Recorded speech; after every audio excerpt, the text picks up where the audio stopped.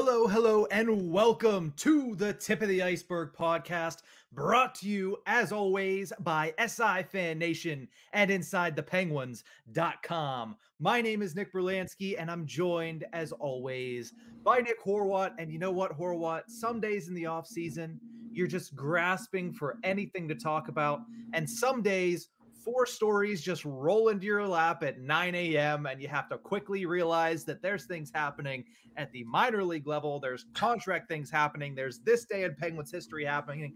And that was Wednesday. So we're going to break down all of that in today's episode. But first and foremost, Horwat, when a day like that happens, are you not just giddy?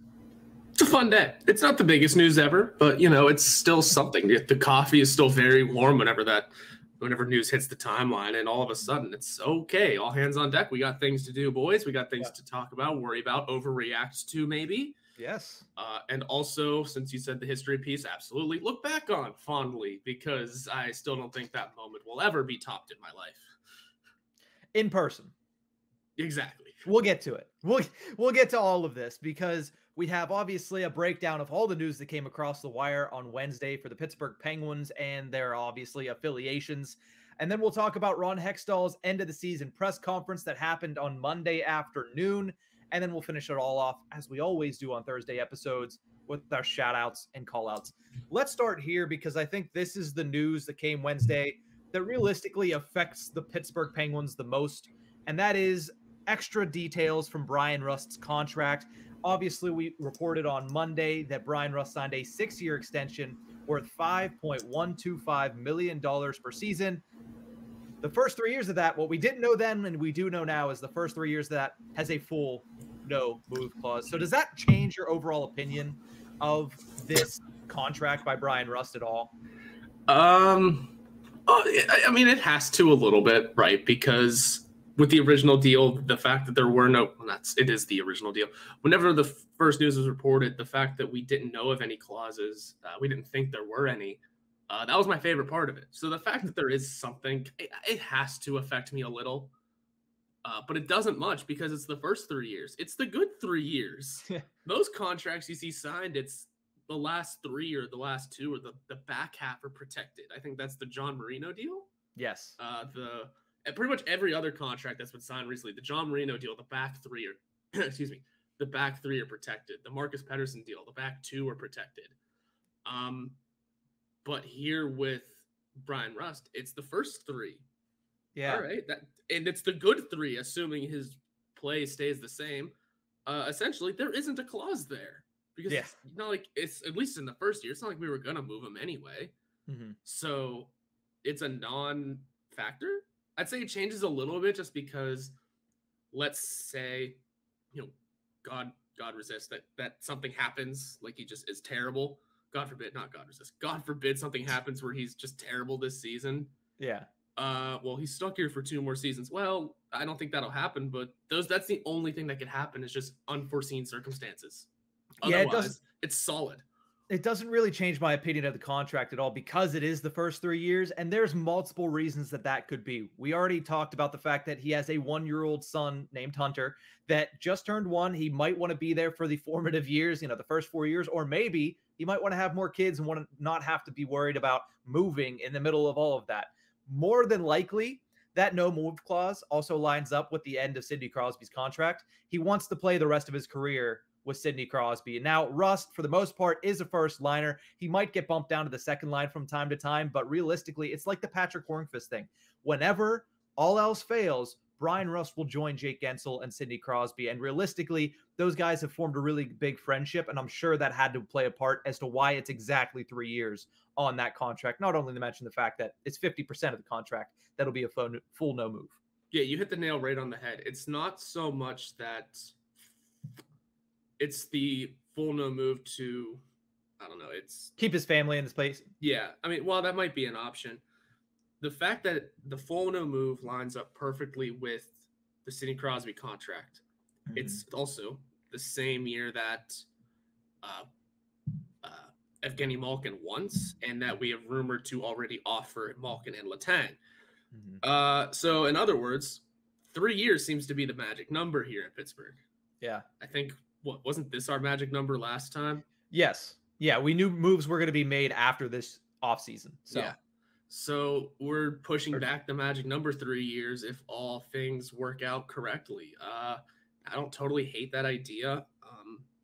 Again, the skill level is still there from walking on the tank, so you do enjoy that. Brian Rust's skill level is still there. And let's say it's gone after 3 years. All right, buddy, thanks for the work. Everyone else is gone. Out the door you go. The rebuild begins. That being said, though, the only thing that would make it a little more perfect if Jake Gensel just had another year. Yeah. Jake Gensel's only 2 years left, which fair. I mean, we'll see what he does in 2 years. He might be making a boatload of money in 2 years. Yeah. We'll have to see because, I mean, the guy is a 2-time 40-goal scorer. You'd have to imagine. And he's playing on a discount because how many 40-goal scorers do you know making only $6 million per year? That's, I mean, yes, but that's already highly been discussed about how much of a team-friendly deal that was. But nonetheless, more contract details on the Brian Rust deal. Again, doesn't really change our opinions on it because it's the first 3 years. It lines up with Crosby's contract, and honestly, it's probably going to be the most productive 3 years of the deal. So who really gives a crap? Yeah, no, it's perfect. And that lining up perfectly is even better. Let's talk about another thing that happened on Wednesday because a lot of things did happen. And this one is Juuso Riikola. Big fans of Juuso Riikola on this show. We always pine for him to get more times, more opportunity, more chances at the NHL level. And it never really happened. And finally, the cord has been cut. We were all kind of dumbfounded when Riikola signed that 2-year extension a couple seasons ago as to like why he would want to come back. And realistically, the Penguins, why they would want him. Because it is, I guess, injury insurance because he's a guy that can step in. But he was pushed so far down the lineup. I think this year he was considered to be the 10th or 11th defenseman on the Penguins depth chart. And he only played in, a couple games this year, if any. He played 80 total over the 4 seasons, but he will be taking his talents to the Swedish Hockey League back in Europe for IK. I'm going to mess this up. IK Oshkarsham. Close enough. Like that. I'm not great. He played 5 games this year, by the way. He played 1 more than P.O. Joseph. 1 more than P.O. Joseph, 3 more than he did the previous season. Jeez. Remember, he was on the taxi squad. Yeah. And that's the other part, too. We plummeted his potential by not even using him in the AHL until this season. That was the painful part, is because almost all of last year he was sitting on the taxi squad getting no playing time. While the taxi squad was good for the time and should have still been used a little bit this year, we knew the kind of players that were on there, the Taylor Fedun types, the Juuso Riikola types, where either the team doesn't like him or there's no more growth and potential. He's just a borderline player. And I'd say Riikola, we kind of dumbfounded and made both of those. So yeah, it hurts for him, but you know what? Man, I called it. I said he's going to Europe. Well, I think you may have said it first, a long time ago. Either way, that's what ended up happening. And it's weird because it seemed like the Pittsburgh Penguins, when thinking about Juuso Riikola, basically saw him as a guy that couldn't make the jump because they never gave him the time to really acclimate himself to the NHL game. He basically would be, all right, he's great. He has nothing more to do in the AHL. He's a fantastic AHL defenseman, but they never thought he could make that jump. And they even stalled him out, I think, in his progression by playing him at forward for a handful of games. Oh, yeah. It was a really weird thing where when I watched Juuso Riikola play, I was like, okay, he can move the puck very well. He has a great shot. It seemed like he was hesitant to use it, but he did have a good shot. He was a physical defenseman that took pucks off of sticks whenever he tried to lay the body, but they just never used him. And then the times that they would just say, hey, instead of doing, which is a strategy used a lot in the NHL, instead of saying, hey, we're going to do 11 forward, 7 defensemen, they said, you know what? No, we're just going to force a defenseman to be our 12th forward. And it didn't make sense ever. And it's never going to make sense to me when I look back on it. But I do hope Riikola can find a little bit of success in Sweden. And I do wish him all the best. Honestly, I think this is 2 years past when I expected it to happen. I totally forgot we played him at forward. That was last year, right? That was parts of 2 seasons. Because last year he only played 2 games, remember? It was 2 seasons ago where he played, I believe, 3 or 4 games at forward. Brilliant. You know what? Maybe that's why Mike Sullivan keeps getting snubbed for Jack Adams, because people don't forget that you played a defenseman in the forward position. This isn't Brent Burns we're talking about, and that's also the other way. Forwards can turn into defensemen way easier than defensemen can turn into forwards, I think, or at least that's what we've seen so far.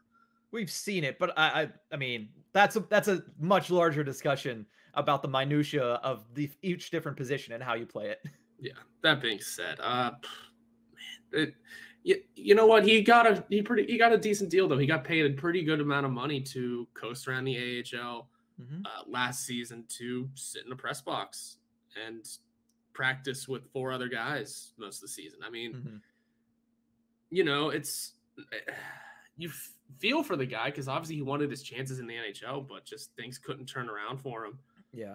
For whatever reason, whether it be his own skill, whether it be Mike Sullivan's coaching antics, or even Jim Rutherford to Ron Hextall's antics, sucks. But you know what? I mean, it is what it is sometimes. It is. And here's the thing.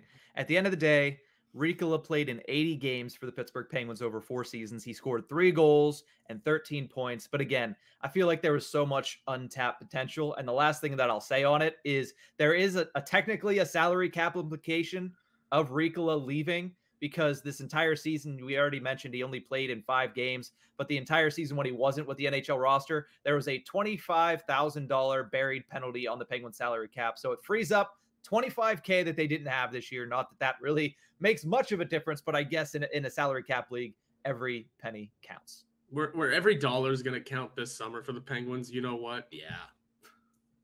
Yeah, it counts for them, because who knows? Maybe $25,000K is exactly what puts you over the edge to sign both Letang and Malkin. I don't know. We'll see what happens, right? Yeah, I mean, if that is the case, then it's just another instance of Juuso Riikola helping out the Pittsburgh Penguins when they don't really appreciate it enough. But let's move on. Obviously, we could probably talk about Riikola for hours, as we probably have over the past 4 seasons. But Penguins do make a signing. They signed Taylor Fedun, 33-year-old right shot defenseman, to 2-year deal worth $762,000 per season. He's actually the captain of the Wilkes-Barre Scranton Penguins this year. This was his first season in the Penguins organization. To me, this just reeks of, hey, this is the Wilkes-Barre captain. He's probably a guy that may play a game or 2 if needed in the NHL level, but it's really just David Warsofsky 2.0 or Tom Kostopoulos 3.0, if you will. Yeah. The Tom Kostopoulos one, he's a forward, but again, just the veteran captain in the AHL that is there to really shepherd the young stars to getting them ready for the NHL level. That's what Taylor Fedun is going to be at this point. Yeah, absolutely. I mean, he's not going to see NHL time. At least Tom Kostopoulos, he's one of very few to play 500 games in both leagues, which is impressive, and still in the organization, by the way, doing what he can.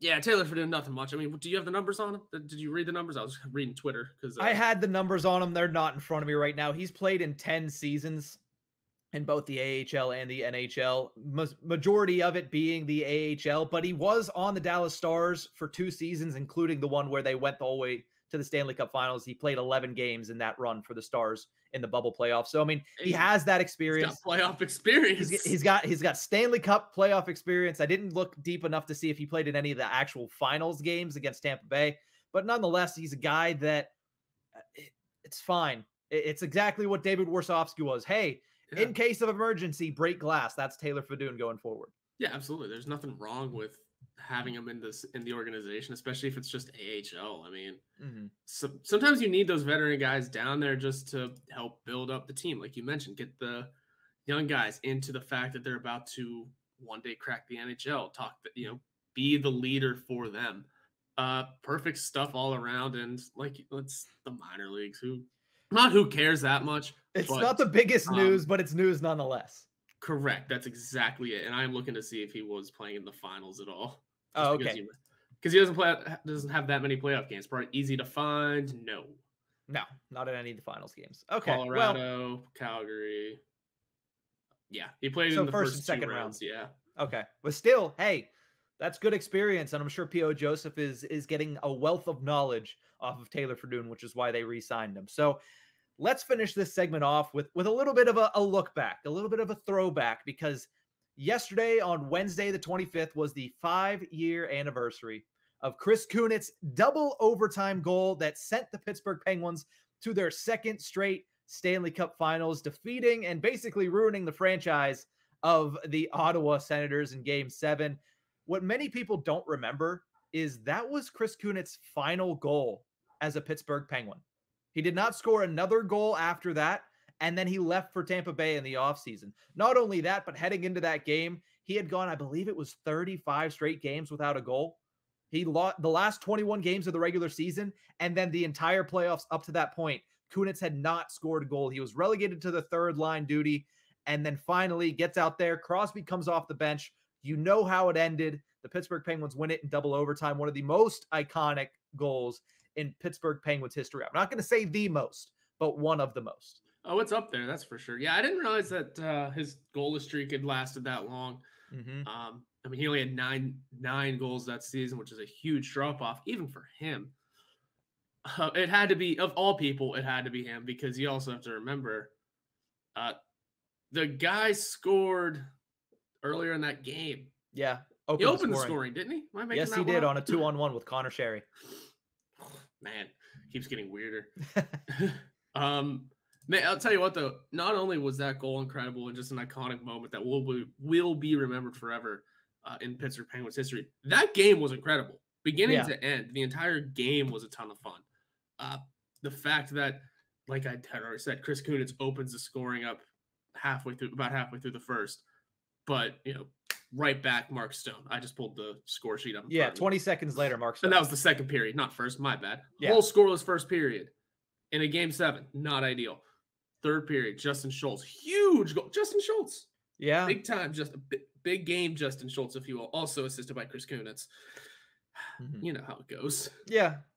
And then I can still remember seeing Ryan Dzingel bat that tying goal in late, thinking, this can't be how it ends. Mm-hmm. We didn't know what was coming of the Ottawa Senators in the following years. I would have been pissed had I known what was going to happen, and the fact that we took this team to 7, or this team took us to 7. Mm-hmm. And then one overtime goes by. Don't forget the puck bouncing over the top of the net. Don't forget Brian Dumoulin almost finding the back of net with the game winner with an unaware Craig Anderson of what was happening. Mm-hmm. Phil Kessel almost had a breakaway chance. There was moments all over this game. And then, second overtime, 5 minutes in, here comes fresh from the bench, Crosby, Kunitz, and I black out. Yeah. Honestly, when you look back at that, it's just perfect. And the picture, still seeing the picture of Ian Cole, Chris Kunitz, and Sidney Crosby right after the goal is scored is still iconic. And then also the fact that it's Doc Emrick, the fact that we know it's the final years of Doc Emrick, one of his last massively iconic calls. He's had a bunch of them, but the fact that it's his voice over top of that also means a lot to me personally.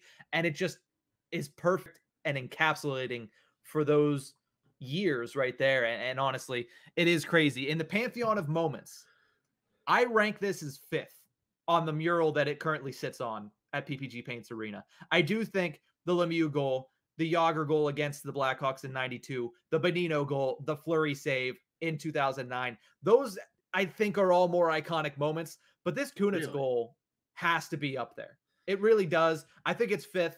I really think everything else is above it still on that mural, but I can't take too much away from Kunitz because I did bash him that entire season. And then, of course, he goes out and does that and forever just writes his name into the history books of the Pittsburgh Penguins. I would say it's higher than 5th. The Mario goal may never be topped. Let's just start there. Yes. That Jágr goal, I think that one drops a little bit for me. Just because, I mean, maybe because they swept the Blackhawks. Yeah, they swept the Blackhawks, and because the Lemieux goal, while the winning game in that series was an utter blowout, 8-0. That goal happened early. It was like game 1 or 2. It was in game 1, I believe. He scored that goal. I can't remember. I wasn't born yet, but it's still. like I've heard this argument, not to tail this conversation on a little bit longer, but I've heard the argument that the Bobby Orr goal is overrated. And I can agree with it because it was game 4. It was to sweep. If you lost that game in that overtime, you were going to turn around and win in game 5 anyway. Wow. Like, you beat a Blues team that was what, in their first or second year? Against third year, whatever it was. They were the first expansion team from the second 6 to make the Stanley Cup Finals, but it did not go well. Yeah, and it was just like, if that photo isn't taken, like, does the goal get remembered? Yeah. But it was a game 4 overtime. You swept a team that you weren't going to lose to anyway. I can see the argument coming from that, and that's kind of how I look at the Yager one, where it was a great goal, don't get me wrong, and also in the Orr one, just a simple, you just skated to the front of the net found a pass. Okay, well, in the 60s against a 60s goalie where they're not making that save. Well, and first and foremost, sir, it was 1970 when that happened. See, here's how little I care about that day. Also, it was Boston. Well, here's the thing, though. Even if it was a shutout, or not a shutout, but a sweep. The fact is he scored an overtime goal to clinch the Stanley Cup. Right. Alec Martinez's goal is nothing special, but people remember it because it was an overtime goal to finish off. I think.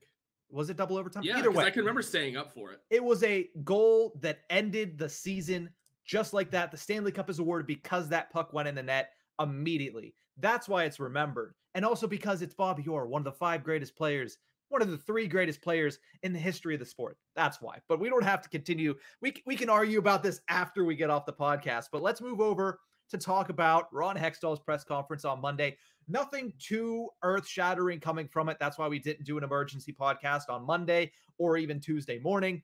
What is the biggest takeaway for you from what Ron Hextall said on Monday afternoon? Biggest takeaway might honestly be that he got one of those, that he got a, what am I trying to say? Media availability, that he got a press conference. Yeah. The fact that there was all this talk in the first 48 hours after the season ended, that Fenway might not be super confident in Ron Hextall. Hey, they're having him quite literally write an essay about the future of the team. Hey, they're reviewing him. All this other stuff. Brian Burke might not make it out of the summer. All of this was happening. Hey, they need to still find a new CEO. Yeah. All right. Maybe Hextall's out the door. Well, then a signing happens. Okay, maybe he's sticking around. He got a press conference. Yeah, he's sticking around. I think that was my biggest takeaway. Everything that was said was going to be said. Yeah. Yeah. We got to talk about the Russ signing. Obviously, we want to keep Letang and Malkin around. Those things are going to be said. Just like in all the exit interviews with the players, it's, well, I'd like to stay here. Well, yeah. What are you going to say? Oh, yeah, I want to leave. What's Hextall going to say? Yeah, we're not trying to resign. I mean, I guess you could. I guess some GMs will say, like, we're not trying to re-sign certain guys. They're gone. Get used to it. Whereas in this one, we know the fan base. We know the media in this town. He's going to say, we're going to try and re-sign them. That is the top priority. Yeah. But then the real takeaways here. Oh, going after the Rangers? Good stuff. Yeah. Yeah, That's when he went after the Rangers about the hits, basically saying there was intent. Whether there was intent to injure, it's a different story, but there was certainly intent to do something there. Basically saying that he thinks that Trouba is going out there and headhunting. But and I can talk about that later. Yeah, my biggest takeaway from that was actually the Malkin Letang thing. You knew he was going to say it, but the amount of times that he went back to the well, they are our priority. They're our priority. They're our priority. Clearly, nothing else is getting done this offseason until we know the fate of those 2 players. That's what I think. We saw news early on with the Brian Russ signing. We saw the Taylor Fedun signing, making me excited. But we're not going to see anything else, really. And in my opinion, when you look at that, and when you look at the way that they're trying to sign them, and this might be old takes exposed in a month or 2, they may only be able to return one other forward if they sign those 2 guys. You might have to pick from Kapanen, Rodriguez, Heinen, Raquel, and maybe Raquel won't even, there might not even be enough money for Raquel. You don't know what's going to happen, but the biggest takeaway for me is that is so much of the priority that we may not see something else get done beforehand. I might be wrong, but that's the feeling that I got whenever he kept going back to the well like that. So one thing that's fun about Cap Friendly now, the dates have been updated. We have $23 million in cap space. Thank God. I hated doing that math every time because I would keep forgetting But $23 million. Current cap space is at $23 million. 23 here. You want to make it even better? It's almost 24. It's 23,958. 158. We have damn near $24 million to work with here. Yes. Suddenly, not that it's, difficult. Suddenly, figuring out numbers for these guys becomes a lot easier. All right. Offer some numbers up, keep it under 24. Go. Yeah, but there's also so many holes to fill, and that's a big thing. And for me, when you hear that there's $24 million in cap space, my immediate reaction is I'm going to say both of them average around 7 is probably what they come in at, which means you have $10 million to sign the rest of the team, basically. You're right. And who does that include? Well, you're talking backup about goalie. Backup goalie you can get for league min. There's $1 million. Then Unless they bring in Marc-Andre Fleury, which we'll talk about on Monday. Bullshit. But then there's the Ricard Raquel discussion. There's Kapanen, Rodriguez, Heinen, Nathan Beaulieu. Well, yeah, okay. Whatever. It seems possible. It seems possible, but you got to have everyone on the same page. Yep. And there's different things that can happen. Clearly, we already talked on Monday's episode about there might be a defenseman that gets traded, which is over $4 million off the cap. That helps a whole hell of a lot. Suddenly becomes 28. But the big thing for me is when you talk about, hey, there's a lot of roster spots available that they don't have people signed in right now. They're only going to be able to sign maybe one of these forwards that were here last season. He also talked about the importance of youth next season. The importance of not rushing youth players up to the NHL level and waiting until they're actually ready instead of forcing them up and forcing them to be ready, which is an explanation basically as to why we didn't see most of them this season. Or if we did, we saw them like in one game, like Valtteri Puustinen. So guys like Puustinen, Kasper Bjorkqvist, Sam Poulin, mentioned by name, and P.O. Joseph. That's something else that I took away from it. I wrote a dang story about it, but that's something else that I took away from that press conference is that we will be seeing a youth movement coming next season. Thank you. 2 years late, but thank you. Finally, wanting to see a focus on the youth for a lot longer than right now.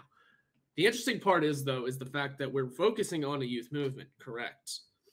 But man, are we also worried about keeping the core together? And that is a hard bridge to cross nicely. That's kind of why I wanted to focus on the youth movement while we still had definite time with Malkin and Letang. Just implement guys like Poulin, Bjorkqvist, all these guys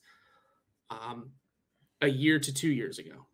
No, maybe just last year. Who knows? Well, Poulin was only 18 2 years ago. Right. And P.O. Joseph was only 20. So that's something I have to keep reminding myself is that these guys, specifically guys like Poulin and Joseph, I mean, Poulin's 21 years old, Joseph's 22. That is so vastly young at this point. I think I always forget that because of how good some young players in this league are right off the bat. I mean, Matthews was basically a 17-year-old scoring 4 goals in his debut. Now, these guys aren't going to be anywhere close to that.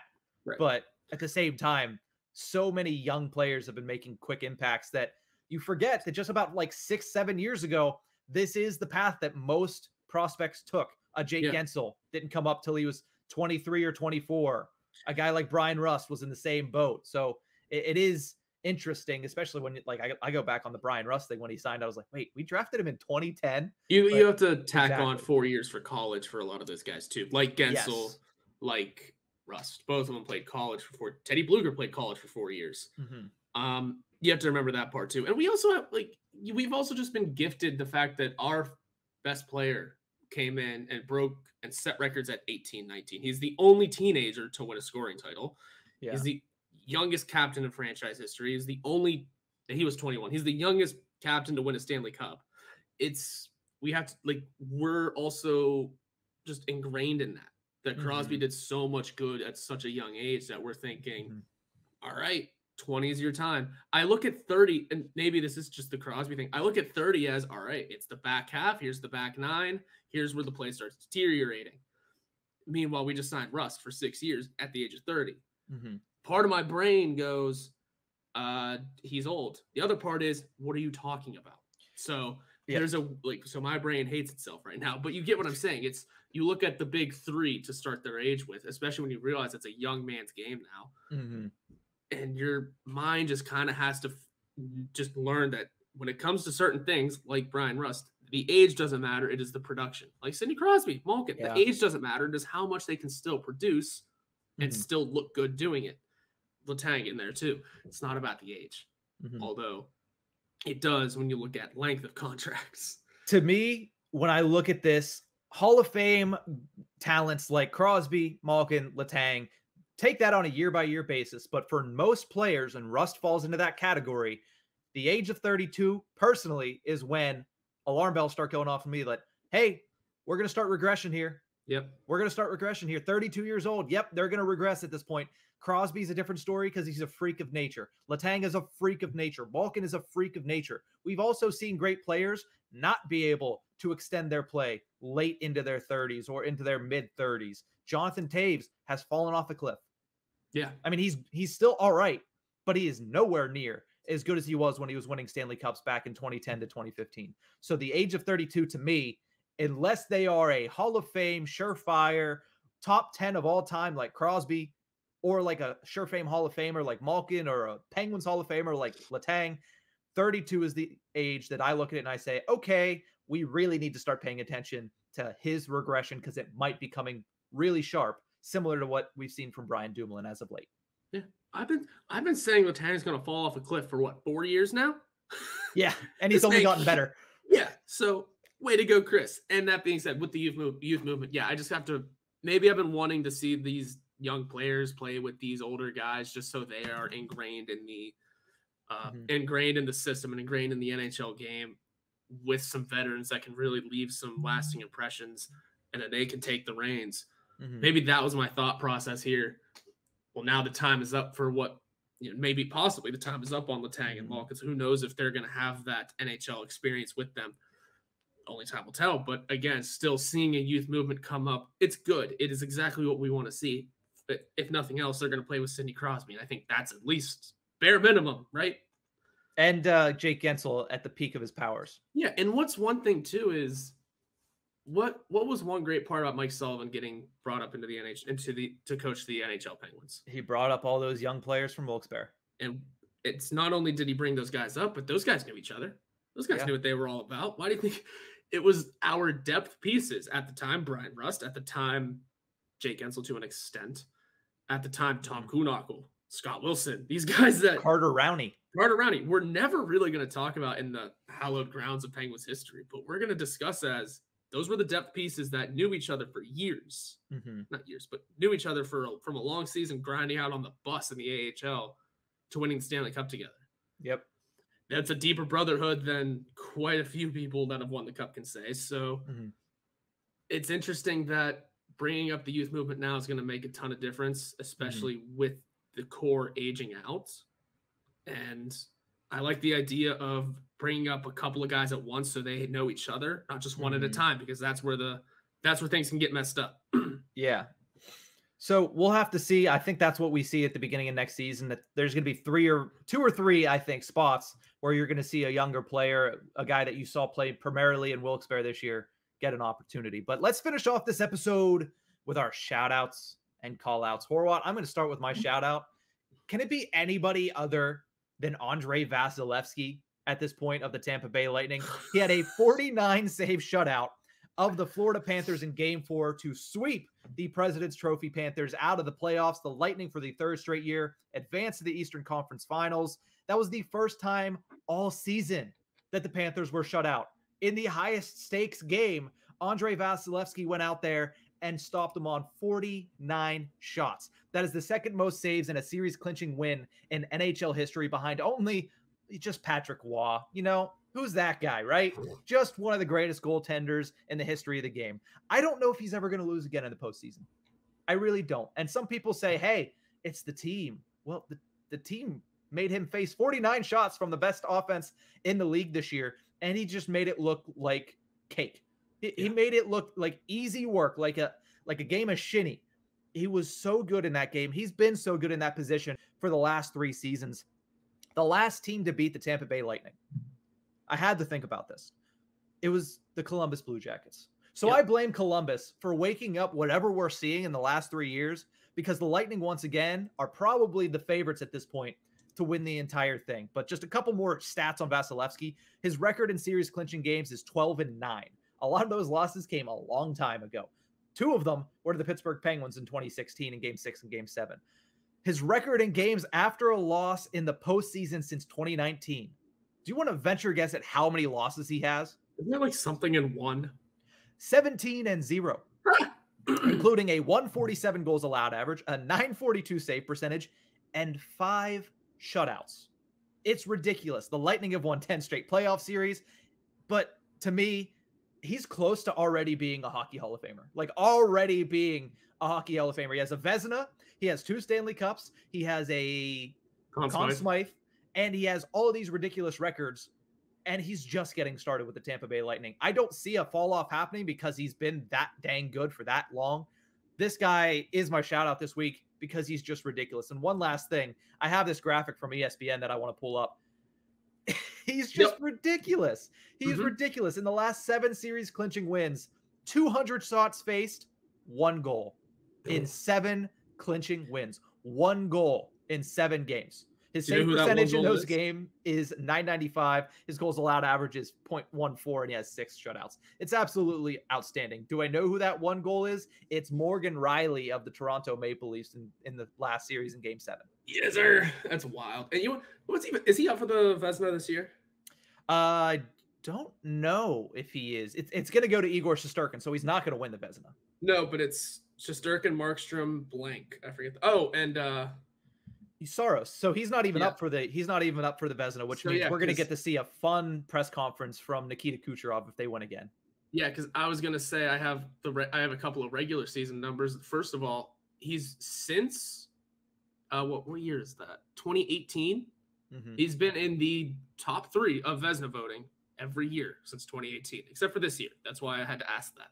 Yeah, he's won it once, came in second last year, third 2 other times.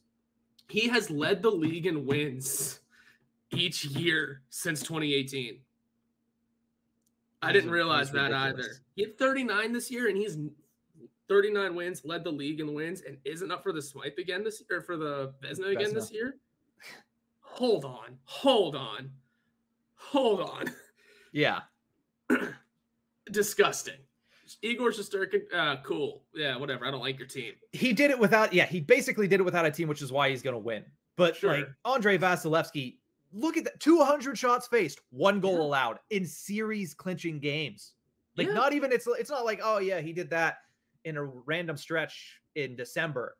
Series clinching games in the Stanley Cup playoffs. 200 shots, 1 goal against. He's absolutely ridiculous. It's gross. Oh, man. So who's your shout out, Horwat? You said, can it be anyone other than Andrei Vasilevsky? I say yes. Nazem Kadri is the story of the playoffs right now. Yes. I get the Avalanche loss, by the way. How? I fell asleep. I saw the Nathan McKinnon goal. I went, that was cool. They won. Cool. Went to bed. Woke up, went, what happened? I saw the tying goal by Robbie Thomas, and then I went to bed and I said, I am not staying up for this right now. But no, the biggest of shout outs to Nazem Kadri for, you know what? The quote unquote run he took at Bennington looked fine to me. He got pushed into. Things happen. It's the playoffs. We've seen Nazem Kadri be dirty in the playoffs, and that was not nearly Nazem Kadri dirty in the playoffs. No. But then just the onslaught of horrible humanity going toward him. My God, it makes you really sad to live in this world. Not to mention other things that have been happening. Oh my God, yeah. To the point where police have to get involved. First of all, as Alan Walsh tweeted, whenever that kind of thing happens in English soccer leagues, police do get involved right away. So the fact that police had to get involved, the fact that police had to stand next to the Avalanche's like dressing room walkout area, I forget what it's called, like the runway to the ice. Yeah. Disgusting stuff from St. Louis. And then what does he do? Goes out and just gets assaulted the entire game. Yeah. I appreciated that. I think it was you and a couple other people tweeted once David Perron opened the scoring, tweeting about David Perron not being able to do that in Pittsburgh. Oh, guess what? I wanted to say, man, this tweet aged like milk because you saw what he did for the rest of the game, and that was lose his mind over Nazem Kadri, who, by the way, Whew, like I said, went on to score not once, not twice, but 3 times in front of a St. Louis crowd. Avoided elbow from David Perron after scoring, and just get assaulted by him the entire game. Yeah. And nothing against David Perron. Have fun. Go out and play Game 5. Biggest of shout outs to Nazem Kadri for being the better human and better hockey player in every form of each word against St. Louis, because that was so much fun, and I'm damn sad they didn't win. It'll be even sweeter when they win in St. Louis and Nazem Kadri scores the game winner. Yeah. These stories write themselves. I'm glad you brought up David Perron and the reaction of the Blues fans to the Jordan Binnington thing, because that is my call out for this week. Because, David Perron, I get it. Kadri injured Jordan Binnington, who was playing extremely well and was giving that team a chance to potentially stay up with the Avs in that series, because he played so well against, who did they play? The Wild in the first series. He had played well up to that point in that series. I get it. It was less than clean. It wasn't squeaky clean. Right. But, and I also get Kadri has a history, especially in the postseason. But come on. That was not malicious and intentious. And I'm sure you're going to talk about intent in your call out, because I know where you're going with it. But the police presence outside of the hotel due to racial threats and insults is unacceptable. I understand it's not the entirety of Blues fans. I'm not casting aspersions on the entirety of that fan base, but the select few that did, you are the scum of the earth. That is unacceptable, and you should not even be allowed back at Enterprise Center. If they even were at Enterprise Center in St. Louis, you should not be allowed to go to any NHL event if you're that blatantly just horrible as a human being. That, and then the Perron stuff on the ice. They tweeted about the NHL player safety said, $5,000, the maximum allowable for the cross-check. The third cross-check that Kadri took on that entire sequence. And I thought you were going to talk about that quote tweet where I quote tweeted and said, okay, now what about the aggravated assault? Because he jumped on him, was punching him in the face. Kadri was it's not like he was fighting back. And it was one of the worst things you'll see on NHL. I mean, you'll see worse stuff, I'm sure. But like that's just not acceptable from a guy like David Perron, who, listen, he had 2 goals. He had a hat trick earlier in this playoffs. He's been great all offseason or all postseason for the St. Louis Blues. But that is just, it was disgusting. It was awful. And the fact that the NHL player safety was basically like, yeah, we'll give him a $5,000 fine. I'm sure there's people in that locker room that are paying that fine off for him. I'm sure Jordan Binnington will probably pay that fine off for him. He's going to put the $5,000 in a water bottle and throw it at him. Yeah. Also, forgot about that part of the story. Yeah. It's horrendous. And then not only that, but then the attempted elbow after, like coming out of the box from doing what you just did and then trying to elbow a guy, not just blatantly and chicken winging it right after he scores a goal. So not even in the pace of play. So it was just awful. I hope the Avs end it in 6 in St. Louis just to rub it in their face. I hope Nazem Kadri scores an overtime goal to end it. Oh, like I said, these stories write themselves. Yeah. The last thing I'll say is the Blues were the only team I didn't want to see advance out of the Final 8, not because of this stuff, just because of sheer entertainment value. But now I certainly don't want to see them get out of the Final 8, considering the way that Perron, the way that who's their coach's name? I can't remember. Berube. Oh, Berube ignoring everything. All answered. So like it's just a hideous display of sportsmanship all around in that situation, on the fans' part, on the team's part, and I cannot wait for the time that they are eliminated. I'm not going to hold it against them going forward after this season, but like the rest of this year, they don't deserve to get out of this round. Right. And the thing is, too, I didn't even put this together, but as a St. Louis Blue, clearly you have to be well aware. I mean, Berube was asked about it, asked about fans' reactions to Nazem Kadri.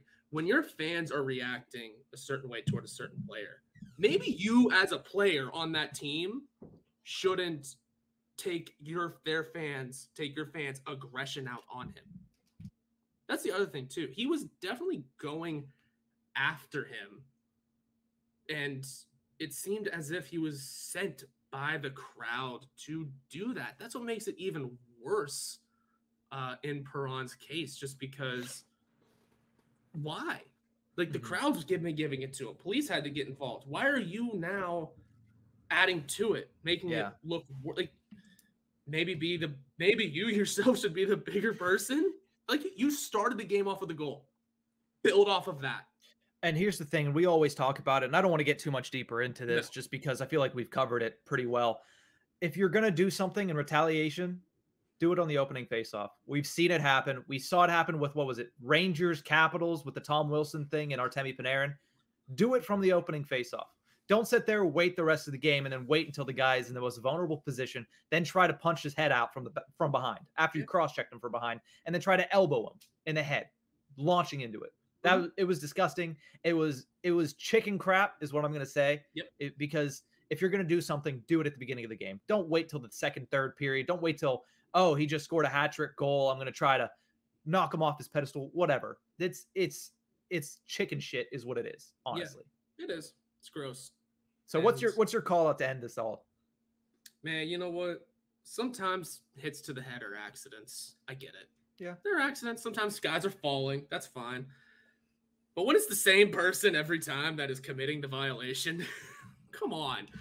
There's a track record here. Jacob Trouba. I don't care if the Crosby one was intentional. I don't care if the Jake Guentzel one was intentional. Now we can add Max Domi to the list. No matter what, intent or not, it's always him. The elbow is always cocked for some reason. It is always flying out afterwards for some reason. Okay, maybe Max Domi was falling, Maybe Jake Guentzel's head just happened to get in the way of an elbow. And maybe Crosby didn't actually get hit in the head. All of it. So be it. Why is it always this guy? Why is it always him?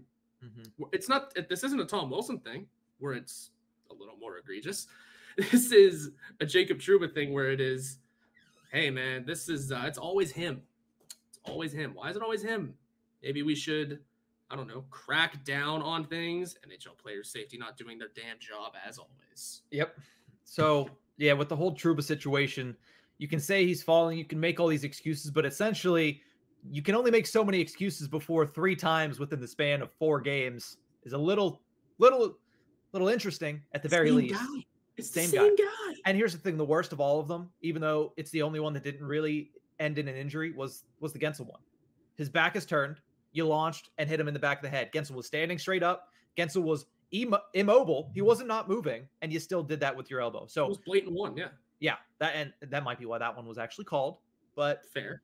Still, you do it to Crosby in a time, and the timing is also off too.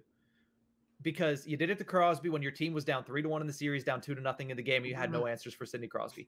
That's one thing. You did it to Domi a game after your coach said, I don't like the crap that they're doing. I don't like what Domi's doing. I don't like all of this stuff. And you know what? If they want to play that way, we have the guys that can play that way too. You can watch. And guess what? The next game, Domi gets elbowed in the head. Basically, I'm sure he was concussed. Like, I didn't follow up on that to see if he was, but I'm sure he was at the very least taking a concussion protocol because even though he was falling, that chicken wing comes out. I gave you, my friend Ryan Flick gave us the medical terminology for that disorder. I don't think he actually has that disorder, but it certainly seems like at the amount of times that little chicken wing decides to just keep on flipping right out away from his body and making direct contact with somebody's head. So I get it, but at the same time, you can only make so many excuses when the same guy does it so many different times in a short span of time. I really appreciate that Gerard Gallant did say we have the players that can handle that. You're right, you do. Why Brian Reeves only play 11 minutes then? Yeah. He's the guy that can do it. He does this. I think nothing of it. I go, because Ryan Reeves does stuff clean and they want it dirty. So that's why that's why they had Jacob Trouba do it. We have guys that can do it. All right. Let me see Ryan Reeves. Go ahead. I'll wait. Oh, he's not the one. He's still on the bench. You're not playing him? Well, who are you Oh, you're throwing out of actually a genuinely decent hockey player to throw elbows around. That's not smart, but okay, whatever. Well, Coach of the Year candidate, huh? There's also the fact that this player has the history. Well, not just has the history, but this player has also not been penalized on it. So why stop? Why stop what's working? Candidate. Exactly. But that's going to do it for this. That's going to do it for this episode of The Tip of the Ice-Burgh. Thank you so much for tuning in. We'll be back Monday. And you know what? We already talked about it a little bit. If you want to hear a discussion about the potential returns of Marc-Andre Fleury and Phil Kessel, we will have that discussion on Monday. I think Horowitz already given you a nod if you're watching on YouTube as to what his opinion is on that. But we will discuss that on Monday. Basically a game of Would You Rather. But that's going to do it for this episode of The Tip of the Ice-Burgh. We'll see you guys next week. Have a great weekend, Pittsburgh Penguins fans.